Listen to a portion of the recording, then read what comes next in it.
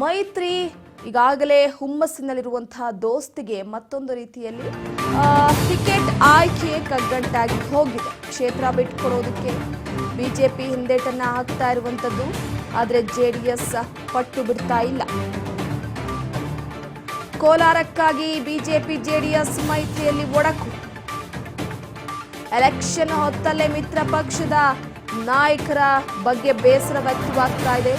ನೇರವಾಗಿ ಅಸಮಾಧಾನವನ್ನ ಹೊರಹಾಕಿದ್ದಾರೆ ಮಾಜಿ ಸಿಎಂ.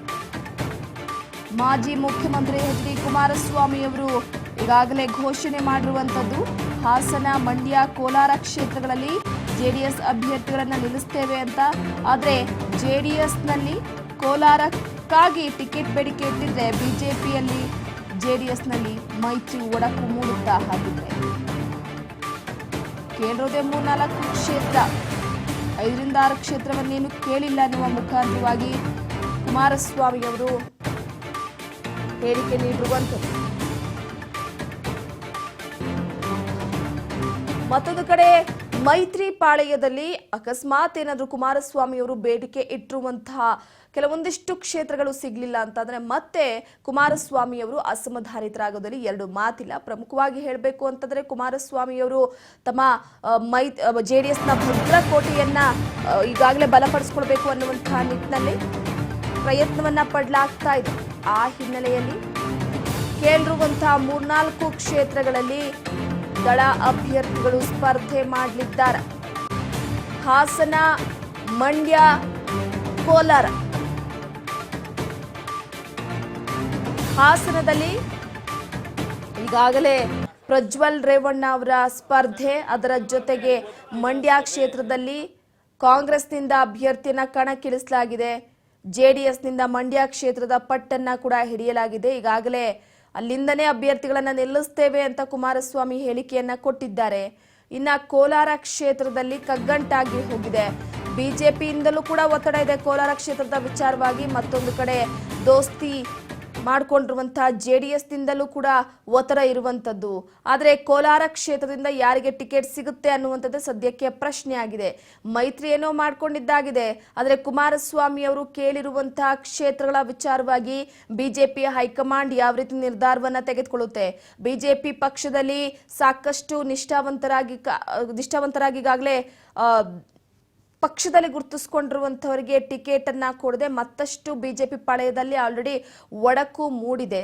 ಅದರ ಜೊತೆಗೆ ಈಗ ಕುಮಾರಸ್ವಾಮಿ ಅವರು ಇಟ್ಟಿರುವಂತಹ ಈ ಒಂದು ಬೇಡಿಕೆ ಮತ್ತಷ್ಟು ಕುತೂಹಲ ಕೆರಳಿಸ್ತಾ ಇದೆ.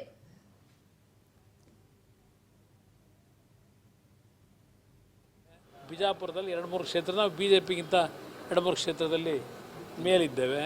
ಕಲಬುರಗಿನಲ್ಲಿ ಇವತ್ತು ದೊಡ್ಡನಗೌಡರು ನಮ್ಮ ಜೊತೆ ಏನು ಬಂದಿದ್ದಾರೆ, 2ನೇ ಪ್ಲೇಸಲ್ಲಿದ್ದೇವೆ.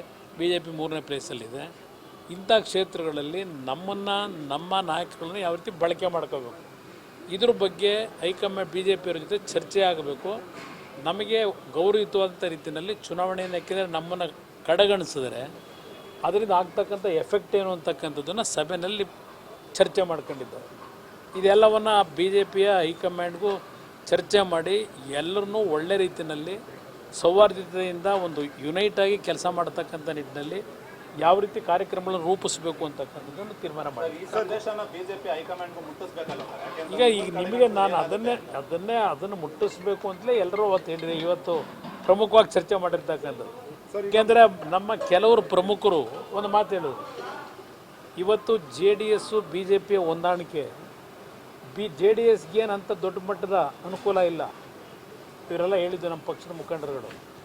18 ಲೋಕಸಭಾ ಕ್ಷೇತ್ರದಲ್ಲಿ JDS ಪಕ್ಷದ ಮತ ಏನಿದೆ, ಆ ಮತದಲ್ಲಿ ಸುಮಾರು 3-4% ಸ್ವಿಂಗ್ ಆದರೆ BJP ಅಭ್ಯರ್ಥಿಗಳಿಗೆ 18 ಲೋಕಸಭಾ ಕ್ಷೇತ್ರದಲ್ಲಿ ನಮ್ಮ ಪಕ್ಷದ ದುಡಿಮೆ ಇವತ್ತು BJPಗೆ ಅನುಕೂಲ ಆಗ್ತದೆ.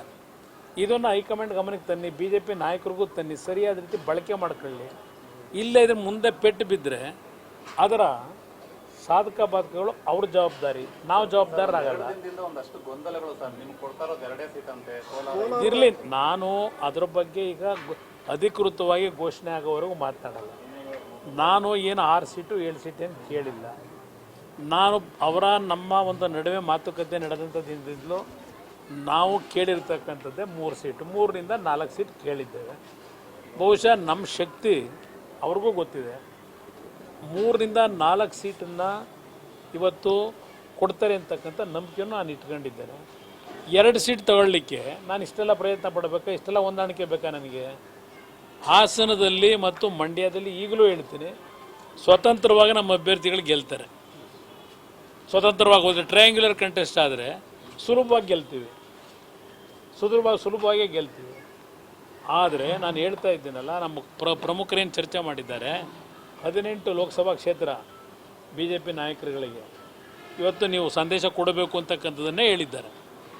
ಇವತ್ತು ಹಲವಾರು ಕ್ಷೇತ್ರಗಳಲ್ಲಿ ನಮ್ಮ ಪಕ್ಷದ ಸ್ಟ್ರೆಂತ್ ಏನಿದೆ ಅದು ಧಾರೆ ಎರೆದ್ರೇ ಇವತ್ತು ಬಿ ಜೆ ಪಿಗೆ ಪ್ಲಸ್ ಪಾಯಿಂಟ್ ಇರೋದಿಲ್ಲ. ಕರ್ನಾಟಕದ ರಾಜಕಾರಣವೇ ಬೇರೆ, ದೇಶದಲ್ಲಿ ನಡೆಯೋ ರಾಜಕಾರಣವೇ ಬೇರೆ, ಕರ್ನಾಟಕದಲ್ಲಿ ಇರ್ತಕ್ಕಂಥ ರಾಜಕೀಯ ಚಿತ್ರಣನೇ.